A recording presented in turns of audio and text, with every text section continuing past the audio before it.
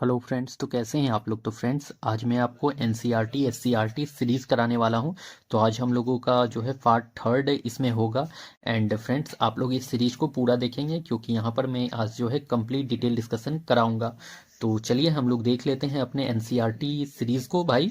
तो हमारा first question है, फूलों के अध्ययन फूलों के अध्ययन को कहते हैं। तो फूलों के अध्ययन को कहते हैं भाई एंथोलॉजी। तो यही तो करेक्ट है, फूलों के अध्ययन को एंथोलॉजी कहा जाता है। ठीक है, फूलों के अध्ययन को एंथोलॉजी कहते हैं। वर्मी कल्चर भाई, तो वर्मी कल्चर जो कहते हैं वो कहते हैं केचुआ अर्थवॉर्म का जो अध्ययन होता है उसे जो होता है अर्थवॉर्म का जो अध्ययन होता है केचुआ का जो अध्ययन होता है उसे वर्मी कल्चर कहा जाता है। ठीक है, वर्मी कल्चर केचुआ का अध्ययन।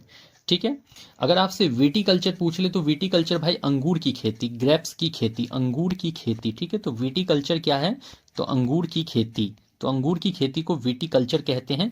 एंड जर्नेटोलॉजी कहा जाता है भाई वो बुढ़ापे का अध्ययन। ठीक है, तो बुढ़ापे का अध्ययन या फिर एज का जो अध्ययन होता है उसे ही जर्नेटोलॉजी कहा जाता है भाई, बुढ़ापे का अध्ययन। तो बुढ़ापे का अध्ययन या फिर एज का जो अध्ययन होता है उसे ही जर्नेटोलॉजी कहा जाता है। ओके फ्रेंड्स, नेक्स्ट, अस्थियों का अध्ययन। तो भाई अस्थि का अध्ययन अगर पूछ ले तो ऑस्टियोलॉजी। तो यही तो करेक्ट है, अस्थि का अध्ययन मतलब बोन का जो अध्ययन होता है उसे ऑस्टियोलॉजी। तो करेक्ट है, यही ऑस्टियोलॉजी कहते हैं। ओली ओलेरी कल्चर। तो भाई ओलेरी कल्चर जो होता है, ये जो होता है सब्जी जो होते हैं वेजिटेबल्स, उनका जो अध्ययन होता है वो ओलेरी कल्चर कहलाता है। तो सब्जी का अध्ययन जो है ओलेरी कल्चर कहलाता है भाई। और सर्पेंटोलॉजी अगर पूछ लिया है तो यहाँ पे सर्पेंटोलॉजी होता है सांप का अध्ययन। तो सांपों का अध्ययन जो है स्नेक्स का जो स्टडी होता है, the study of snake is called serpentology. Study of snake is called serpentology. तो सांपों का अध्ययन जो है सर्पेंटोलॉजी कहलाता है। इस बात को ध्यान में रख लेना आप लोग। डेमोग्राफी अगर यहाँ पे पूछ ले आपसे भाई, तो डेमोग्राफी जो होता है तो आपके जनसंख्या का अध्ययन जो होता है वो डेमोग्राफी कहलाता है, जनसंख्या का अध्ययन। तो भाई जनसंख्या का जो अध्ययन होता है उसे डेमोग्राफी कहते हैं। या फिर आप कह सकते हैं कि जो मनुष्य के जो आंकड़ा होता है ना उसका जो अध्ययन होता है उसे भी डेमोग्राफी आप कह सकते हो। तो जनसंख्या का अध्ययन डेमोग्राफी होता है मेरे भाइयों। तो आई होप इतना दूर क्लियर हो गया होगा। चलिए आगे देखता हूं क्या है। और जंतु विज्ञान के जनक, तो मतलब जंतु विज्ञान, अगर आपसे जूलॉजी के फादर पूछ ले भाई कि फादर ऑफ जूलॉजी कौन है, तो ये पूछ रखा है। तो father of zoology you have to know that कि अरस्तु जो है फादर ऑफ जूलॉजी जाने जाते हैं, अरस्तु। तो जंतु विज्ञान के जनक जो है जूलॉजी के जनक अरस्तु हो जाते हैं भाई। अगर आपसे थियोफ्रेस्टस की बात हो जाए तो थियोफ्रेस्टस क्या है, तो भाई ये बॉटनी जो वनस्पति विज्ञान जो होता है ना उसके जनक। तो वनस्पति विज्ञान के जनक, तो वनस्पति विज्ञान के जनक जो होते हैं थियोफ्रेस्टस हो जाते हैं। वनस्पति विज्ञान के जो होते हैं जनक वो थियोफ्रेस्टस हो जाते हैं मेरे भाइयों। तो वनस्पति विज्ञान के जनक थियोफ्रेस्टस आप लोग याद रख लेना। अगर लुई पास्चर की बात हुई है तो इसमें आप लोग याद रख लो भाई जीवाणु विज्ञान का जनक। जीवाणु विज्ञान मतलब कि बैक्टीरियोलॉजी, जीवाणु विज्ञान के जनक को लुईस पास्चर है। ठीक है, तो लुई पास्चर कौन है, तो जीवाणु विज्ञान के जनक, जिसे आप बैक्टीरियोलॉजी भी कहते हैं, बैक्टीरियोलॉजी, बैक्टीरियोलॉजी। तो जीवाणु विज्ञान के जनक कौन है, लुई पास्चर। अगर रॉबर्ट हुक यहां देख रहे हो भाई तो ये होते हैं साइटोलॉजी, फादर ऑफ साइटोलॉजी। तो Robert hook father of cytology कौन है, तो रॉबर्ट हुक। साइटोलॉजी मतलब हो गया आपका कोशिका विज्ञान। तो कोशिका विज्ञान के जनक जो हो जाते हैं वो रॉबर्ट हुक हो जाते हैं, कोशिका विज्ञान। तो cytology, father of cytology Robert Hooke. Who is known as father of cytology, तो रॉबर्ट हुक। ओके, नेक्स्ट, किस पोषक तत्व की कमी के कारण शारीरिक वृद्धि धीमी, मतलब पूछा है यहाँ पे वो कौन सा पोषक तत्व है जिसकी कमी के कारण जो है शारीरिक वृद्धि जो है वो धीरे हो जाता है या धीमा हो जाता है। तो भाई वो क्या है, प्रोटीन, विटामिन। तो भाई देखो प्रोटीन के कारण ही जो है शारीरिक वृद्धि जो है धीमा हो जाता है, प्रोटीन के कारण। और एक चीज आप प्रोटीन से याद रखना कि प्रोटीन के वजह से, प्रोटीन के कारण ही जो है यार वो टिश्यू का निर्माण होता है। तो टिश्यू जो होते हैं उत्तक होते हैं, तो टिश्यू का निर्माण जो है प्रोटीन जो एक पोषक तत्व है उसी के वजह से होता है। तो टिश्यू का निर्माण, तो टिश्यू का निर्माण में जो हेल्पफुल है वो प्रोटीन है। तो टिश्यू का निर्माण प्रोटीन के वजह से होता है। अच्छा, और प्रोटीन से ये भी याद रख लेना कि सोयाबीन में जो होता है, सोयाबीन में सबसे ज्यादा प्रोटीन होता है। आपसे पूछ लेगा कि सबसे ज्यादा प्रोटीन किस में होता है, तो सोयाबीन में सबसे ज्यादा प्रोटीन जो होता है वो सोयाबीन में होता है। तो सबसे ज्यादा प्रोटीन किस में होता है भाई, तो सोयाबीन में सबसे ज्यादा प्रोटीन होता है। विटामिन का खोज किसने करा है, तो भाई इसका डिस्कवरी जो है फंक ने करा है, डिस्कवरी। तो विटामिन का खोज किसने करा है, तो फंक याद रख लेना आप लोग, फंक। तो विटामिन का खोज फंक के द्वारा किया गया था। ओके, नेक्स्ट, कौन एंजाइम दूध पचाने में मदद, तो देखो भाई कौन सा एंजाइम है जो दूध पचाने में मदद करता है, तो दूध पचाने में पूछ लिया है तो रेनिन, तो यही करेक्ट है, रेनिन एंजाइम जो है दूध पचाने में मदद करता है। केशिन यहां पूछा है आपसे, अगर केशिन यहां देख रहे हो ना, तो केसिन से याद रख लेना कि जो वो मिल्क होता है, तो दूध का जो होता है सफेद रंग, दूध का जो सफेद रंग होता है वो केसिन के कारण होता है। तो ठीक है, तो दूध का जो है सफेद रंग वो केसिन के कारण होता है। तो आपसे पूछ लेगा दूध का सफेद रंग किसके वजह से होता है, तो केसिन के वजह से होता है दूध का सफेद रंग। अच्छा, ट्रिप्सिन क्या है भाई, तो ट्रिप्सिन जो है ना ये प्रोटीन के पाचन में हेल्प करता है, तो प्रोटीन के पाचन में हेल्प करता है। तो प्रोटीन के डाइजेशन में कौन हेल्प करता है, तो ट्रिप्सिन आपका हेल्प करता है प्रोटीन डाइजेशन में। ओके फ्रेंड्स, तो प्रोटीन के डाइजेशन में ट्रिप्सिन हेल्प करता है, इस बात को ध्यान रख लेना आप लोग। चलिए फिर नेक्स्ट क्वेश्चन में, पौधे व जंतु में कार्बोहाइड्रेट का संचयन किस रूप में होता है।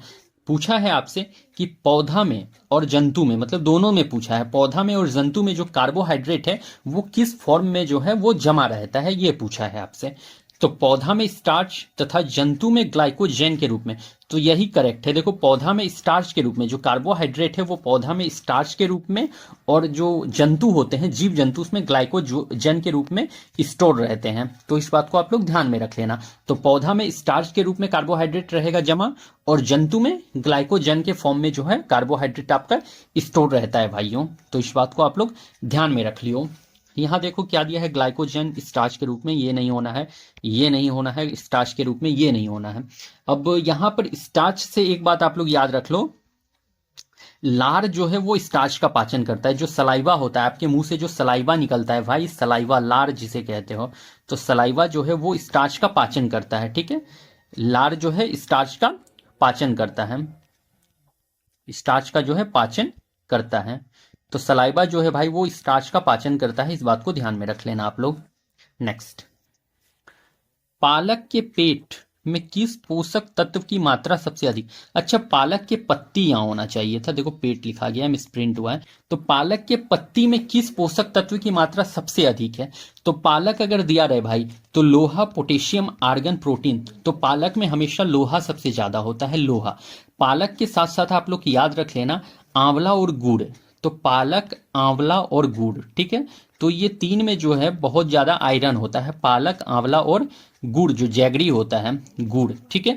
तो पालक, आंवला और गुड़, इसमें सबसे ज्यादा क्या होता है, तो लोहा, आयरन होता है, आयरन सबसे ज्यादा पालक, आंवला और गुड़ में होता है। और देखो जिन लोगों को जो एनीमिया, खून मतलब होता है ना, जिसके शरीर में जो है कहता है कि ब्लड आपका कम हो गया आपके शरीर में, तो उन लोगों को सजेस्ट किया जाता है कि आप लोग पालक, आंवला और गुड़ खाइए, क्योंकि पालक, आंवला और गुड़ में जो है आयरन ज्यादा होता है, तो इनसे उसका ब्लड जो है जल्दी बढ़ जाता है।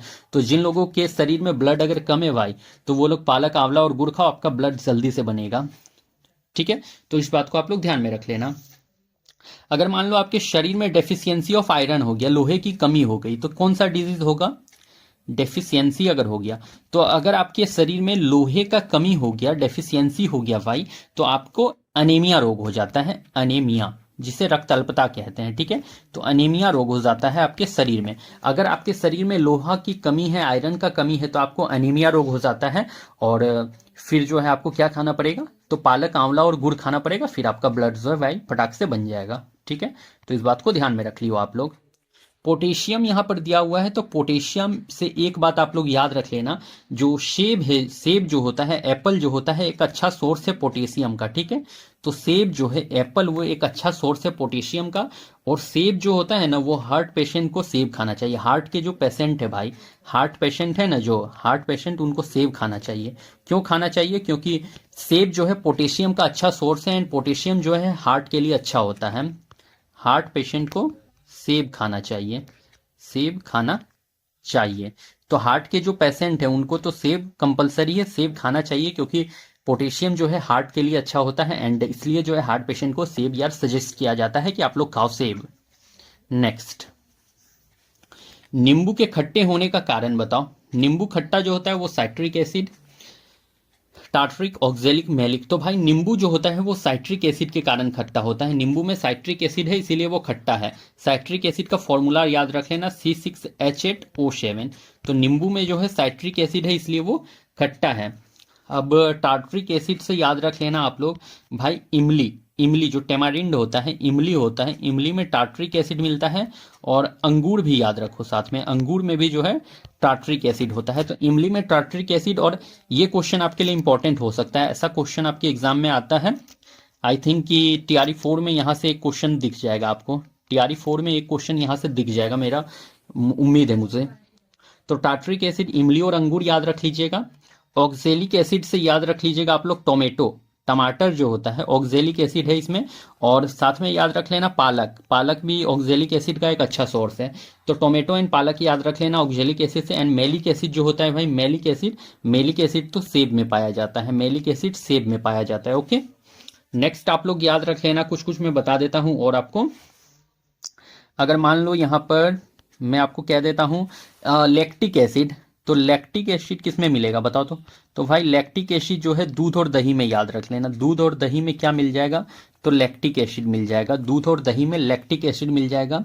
अगर एसिटिक एसिड की बात करें तो एसिटिक एसिड जो है आपके विनेगर में, जिसे सिरका कहते हैं, विनेगर में, विनेगर में एसिटिक एसिड, विनेगर सिरका में जो है एसिटिक एसिड आपको मिलेगा। ठीक है, अगर बात करो आप लोग एस्कॉर्बिक एसिड की, तो ascorbic acid, ascorbic, ascorbic acid, तो एस्कॉर्बिक एसिड भाई आपको आंवला याद रख लो और ब्रोकली याद रख लो, आंवला और ब्रोकली में एस्कॉर्बिक एसिड मिल जाएगा, आंवला और ब्रोकली में एस्कॉर्बिक एसिड देखने को मिल जाता है। ओके, नेक्स्ट, शारीरिक परिश्रम के बाद थकान महसूस क्यों होता है। तो देखो, शारीरिक परिश्रम करने के बाद जो है आप किसी भी काम को करते हो भाई, तो आपके शरीर में थकान क्यों होता है ये पूछा है यहाँ पर। तो मांसपेशी में लैक्टिक एसिड जमा होने के कारण, तो बिल्कुल मांसपेशी में जब आपके मसल्स में जो है लैक्टिक एसिड जमा हो जाएगा तो आपके शरीर में जो है थकान का महसूस होगा। तो बस यही करेक्ट है, ऑप्शन नंबर ए हमारा करेक्ट है। ओके, नेक्स्ट, मधुमक्खियों के डंक में कौन सा एसिड पाया जाता है। तो मधुमक्खी के डंक में पूछ लिया है भाई, तो मधुमक्खी के डंक में lactic acid, formic acid, acetic acid. तो मधुमक्खी के डंक में जो है फॉर्मिक एसिड पाया जाता है, फॉर्मिक, मधुमक्खी के डंक में। और याद ये भी रखना कि चींटी के डंक में भी अगर पूछ ले, चींटी के डंक में, तो दोनों में फॉर्मिक एसिड। ठीक है, तो चींटी के डंक में या फिर मधुमक्खी के डंक में पूछ ले तो दोनों में फॉर्मिक एसिड ही रहता है भाई। ठीक है, फॉर्मिक एसिड। लैक्टिक एसिड से याद रख लेना आप लोग, दूध और दही में जो है लैक्टिक एसिड रहता है, दूध और दही में जो है लैक्टिक एसिड रहता है। एसिटिक एसिड अगर देख लो तो सिरका में लगा देना, विनेगर जिसे कहते हो, विनेगर में एसिटिक एसिड। ठीक है, तो विनेगर में क्या होगा, एसिटिक एसिड। एंड अगर बोरिक एसिड है तो बोरिक एसिड भाई वो शराब में पाया जाता है, जो आप लोग शराब पीते हो, आप लोग नहीं यार, मतलब जो भी पीता हो शराब, तो शराब में जो है बोरिक एसिड पाया जाता है, बोरिक एसिड जो है शराब में पाया जाता है। ओके फ्रेंड्स, नेक्स्ट, खाद्य पदार्थों के रक्षा के लिए किस रसायन का प्रयोग किया जाता है। तो देखो, जो खाद्य पदार्थ होते हैं ना, उनका जो रक्षा के लिए क्या यूज किया जाता है ये पूछा है। तो फूड प्रिजर्वेशन के लिए हम किस पदार्थ का यूज करते हैं, बेंजोइक अम्ल। तो बिल्कुल यही जो बेंजोइक अम्ल है उसका हम लोग जो है फूड प्रिजर्वेशन में यूज करते हैं, बेंजोइक अम्ल का फूड प्रिजर्वेशन में। ओके, सल्फ्यूरिक एसिड याद रख लेना, कार के बैटरी में जो है सल्फ्यूरिक एसिड होता है, कार बैटरी में जो है भाई वो सल्फ्यूरिक एसिड होता है, इस बात को याद रख लेना है आपका। लैक्टिक एसिड तो याद रख लेना है, जो दूध दही ये सब में हो गए। और सल्फ्यूरिक एसिड किसमें, तो कार बैटरी में सल्फ्यूरिक एसिड होता है। तो यहाँ करेक्ट क्या होगा, फूड प्रिजर्वेशन, तो बेंजोइक अम्ल आपको याद रख लेना है। नेक्स्ट, पारिस्थितिकी तंत्र की ऊर्जा का प्रमुख स्रोत। तो पारिस्थितिकी तंत्र की ऊर्जा का प्रमुख स्रोत क्या है बताओ, सौर ऊर्जा। तो पारिस्थितिकी तंत्र में ऊर्जा का प्रमुख स्रोत है भाई वो सौर ऊर्जा ही है। ठीक है, सौर ऊर्जा, सौर ऊर्जा ही मेन सोर्स है। ठीक है, तो सौर ऊर्जा जो है वही मेन सोर्स है आपके पारिस्थितिकी तंत्र का। ओके, नेक्स्ट, उत्पादक, उपभोक्ता, अपघटक, ये शब्द तो नहीं हो जाते हैं। नेक्स्ट, पारिस्थितिकी तंत्र में उच्चतम पोषण स्तर होता है। तो पारिस्थितिकी तंत्र में उच्चतम पोषण स्तर आपसे पूछ लिया है, उच्चतम पोषण स्तर। तो उच्चतम पोषण स्तर शाकाहारी है? नहीं भाई। मांसाहारी है? नहीं। सर्वाहारी है? नहीं। हाँ, सर्वाहारी ही हो जाएगा, सर्वाहारी मतलब हर्बीवोरस, कार्निवोरस, ओमनीवोरस। तो ओमनीवोर जो होते हैं भाई वो हो जाते हैं उच्चतम पोषण स्तर के, ठीक है। ओमनीवोर जो हो जाते हैं, ओमनीवोर्स जो हो जाते हैं वो हो जाते हैं उच्चतम पोषण स्तर के। Okay, next. विश्व का प्रथम रामसर स्थल किसे घोषित किया गया था? इंपॉर्टेंट क्वेश्चन है। मैं तो कहूंगा यहां से यार इसे याद करके रख लेना अच्छे से। विश्व का प्रथम रामसर स्थल पूछा है, रामसर साइट पूछा है विश्व का। कोबोर्ग प्रायद्वीप, तो भाई यही तो है, कोबोर्ग पेनिनसुला जो है विश्व का पहला रामसर स्थल था, कोबोर्ग पेनिनसुला, ठीक है। अब देखो इसे कब रामसर स्थल में शामिल किया गया है? तो 1974 में इसे रामसर स्थल में शामिल करा गया था। 1974 में कोबोर्ग पेनिनसुला को रामसर स्थल में शामिल किया गया था और ये विश्व का पहला रामसर स्थल है। ओके, इतना बात को याद रख लेना। अगर आपसे पूछ ले कि भारत जो है इंडिया का पहला रामसर स्थल, तो इंडिया का जो होता है भाई, इंडिया का पहला रामसर स्थल क्या है बताओ तो आप लोग। इंडिया का पहला रामसर स्थल, तो इंडिया का पहला रामसर स्थल जो है वो देखो दो है। तो इंडिया का पहला रामसर स्थल तो दो रामसर स्थल है इंडिया का पहला। कौन कौन सा है? देखो एक तो पहले याद रख लेना, Keoladeo national park, Keoladeo national park. तो एक याद रख लेना केवलादेव नेशनल पार्क, एक याद रख लेना चिल्का झील, ठीक है। तो एक याद रख लेना है केवलादेव नेशनल पार्क और एक याद रख लेना है चिल्का झील। तो ये जो है इंडिया का पहला रामसर स्थल है। तो इंडिया के पहले रामसर स्थल दो हैं, एक तो केवलादेव, एक चिल्का झील। और इन दोनों को रामसर स्थल कब घोषित किया गया है? तो 1981 में घोषित किया गया है। तो 1981 में रामसर स्थल इन दोनों को घोषित किया गया था। तो इंडिया में दो रामसर स्थल, सबसे पहला केवलादेव नेशनल पार्क और एक हो गया चिल्का झील, और इन दोनों को 1981 में रामसर स्थल घोषित किया गया था। इतना आप लोग याद रख लीजिएगा। अगर आपसे पूछ ले कि सबसे ज्यादा रामसर स्थल कहां पर है, मतलब इंडिया में सबसे ज्यादा रामसर स्थल किस स्टेट में है बताओ। सबसे ज्यादा रामसर स्थल, तो इंडिया में सबसे ज्यादा रामसर स्थल किस स्टेट में है ये बता दो आप लोग। तो भाई वो तमिलनाडु में है। कहां पर है? तो तमिलनाडु में, ठीक है।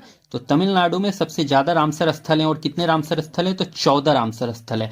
और ये जनवरी 2025 तक का डाटा है। तो जनवरी 25 तक का डाटा है कि सबसे ज्यादा रामसर स्थल तमिलनाडु में है, 14 है।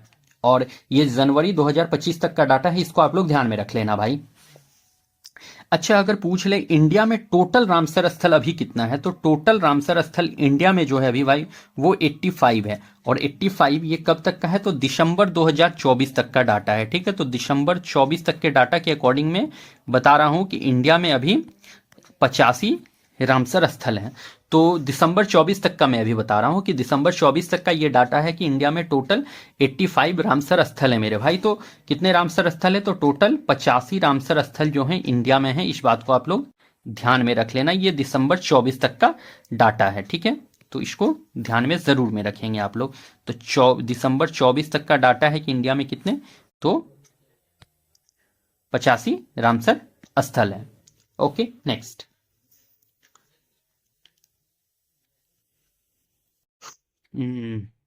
पारिस्थितिकी तंत्र में तत्वों के चक्रण को क्या कहते हैं?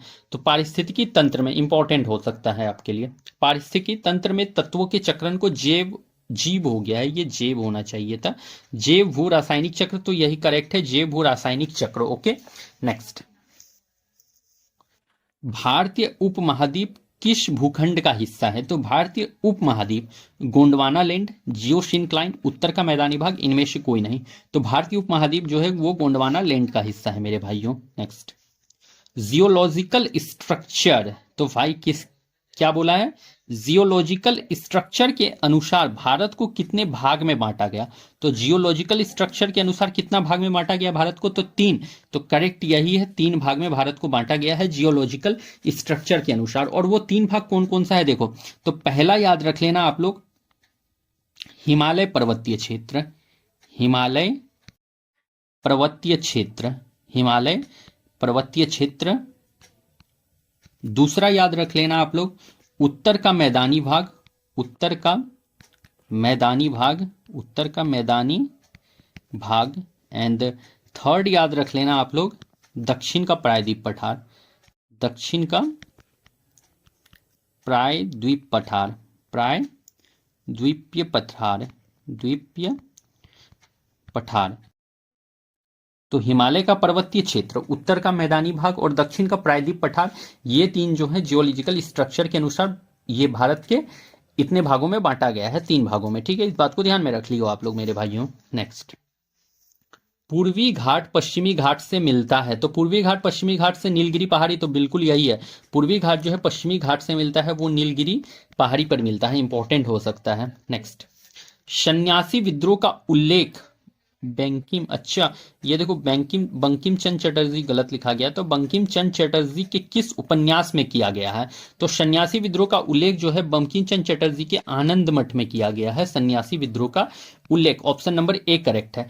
दुर्गेश नंदनी जो है ये भी जो है बंकिम चंद्र चटर्जी के द्वारा ही लिखा गया है। ठीक है, तो दुर्गेश नंदनी भाई, तो ये भी बंकिम चंद्र चटर्जी के द्वारा ही लिखा गया है, इसको भी ध्यान में रख लेना। और आनंद मठ भी बंकिम चंद्र चटर्जी के द्वारा ही लिखा गया है। और आनंद मठ कब प्रकाशित किया गया था? तो 1882।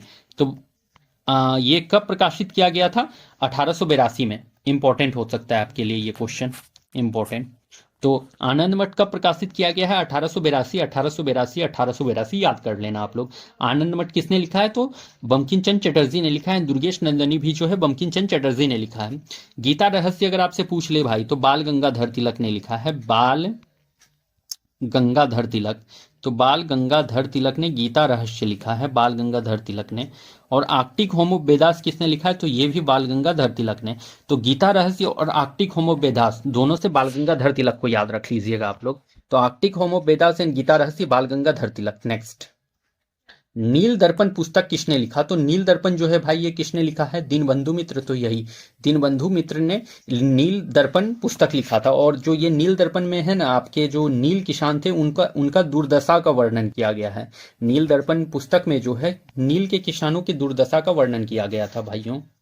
देखो ये नील विद्रोह आखिर हुआ कब है? मैं यहाँ पर नील विद्रोह भी, अब नील दर्पण आया है तो नील विद्रोह भी डिस्कस कर देता हूँ। अब नील विद्रोह याद रख लेना, इसको आप लोग कॉपी में लिख लो अच्छे से। नील विद्रोह हुआ कब है? तो नील विद्रोह जो है 1859-60 के बीच में देखने को मिला था। तो नील विद्रोह 1859-60 में हुआ था। कहां पर हुआ था? तो बंगाल में हुआ था। बंगाल के एरिया में जो है नील विद्रोह हुआ था 1859-60 में।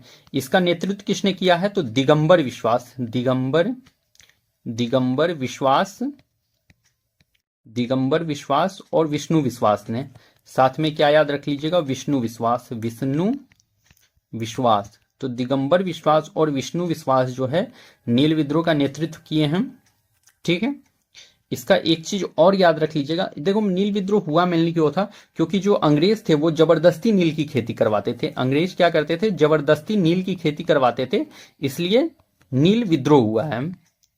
अंग्रेज जबरदस्ती नील की खेती करवाते थे, नील की खेती करवाते थे, नील की खेती करवाते थे, इसीलिए जो है नील विद्रोह हुआ है। और नील विद्रोह के किसानों के दुर्दशा का वर्णन जो वो नील दर्पण पुस्तक में करा गया था। ठीक है भाइयों, बंकिम चंद्र चटर्जी से तो याद रख लेना है आपको आनंद मठ, आनंद मठ याद रख लीजिएगा। और दुर्गेश नंदनी भी याद रखिए, दुर्गेश नंदनी भी याद रख लेना है आपको। आनंद मठ, दुर्गेश नंदनी याद रख लीजिएगा। कालिदास से क्या याद रख लेना है? कालिदास से याद रख लो आप लोग मेघदूत, मेघदूत। उसके बाद याद रख लो रघुवंशम, रघुवंशम, मेघदूत, रघुवंशम। और याद रख लो एक कुमार संभवम, कुमार संभवम, संभवम। तो मेघदूत, रघुवंशम एंड कुमार संभवम कालिदास से याद रख लेना। एनी बेसेंट से क्या याद रखना है? तो न्यू इंडिया, न्यू इंडिया और कॉमनवेल्थ याद रख लीजिए। न्यू इंडिया और कॉमनवेल्थ याद रखिए एनी बेसेंट से। न्यू इंडिया और कॉमनवेल्थ एनी बेसेंट से याद रख लीजिएगा। एनी बेसेंट जो है वो आपके प्रथम जो है महिला अध्यक्ष थी, कांग्रेस की प्रथम महिला अध्यक्ष जो थी, फर्स्ट महिला अध्यक्ष थी एनी बेसेंट, महिला अध्यक्ष। तो कांग्रेस अधिवेशन की पहली महिला अध्यक्ष कौन थी? तो एनी बेसेंट थी। और अगर भारतीय पूछ लेगा तो सरोजनी नायडू। ओके, नेक्स्ट, एका एका एका आंदोलन कब हुआ था? 1921-22, तो यही करेक्ट है। एका आंदोलन 1921-22 में हुआ है और एका आंदोलन जो है अवध वाले इलाके में हुआ था। एका आंदोलन जो है अवध के इलाके में हुआ था भाई। और एका आंदोलन का नेतृत्व किसने करा है? तो मदारी पासी और सहदेव ने। मदारी पासी और सहदेव, याद रख लीजिएगा, मदारी पासी सहदेव ने जो है एका आंदोलन का नेतृत्व करा था भाइयों। तो एका आंदोलन का नेतृत्व किसने किया है? 1921 में हुआ है, अवध में हुआ है, मदारी पासी सहदेव ने किया है। Okay, next. तो फ्रेंड्स, हमारा आज का सेशन यहाँ पर कंप्लीट हो गया है। मैंने यहाँ पे आपको डिटेल डिस्कशन कराया है आपके एनसीईआरटी और एससीईआरटी का, ठीक है। तो एनसीईआरटी से जो भी क्वेश्चन बन सकते हैं या एससीईआरटी से जो भी क्वेश्चन बन सकते हैं वो मैं आपके लिए यहाँ लेकर आ रहा हूँ। और आपको ये वीक में जो है 4 दिन ये मिलता है और 4 दिन आपको जो है क्या कहते हैं, वो आपको घटना चक्र मिलता है। मतलब 2 दिन एनसीईआरटी एससीईआरटी, 2 दिन घटना चक्र, फिर 2 दिन एनसीईआरटी एससीईआरटी और फिर 2 दिन घटना चक्र। ऐसे करके आपको मैं प्रोवाइड कर रहा हूँ सीरीज को। तो आप लोग सीरीज को पूरा देखेंगे, एनसीईआरटी एससीईआरटी बेनिफिशियल होगा। तो चलिए फिर मिलता हूँ आप लोगों से कल किसी नेक्स्ट सेशन के साथ। तब तक के लिए आप लोगों को thank you and best of luck.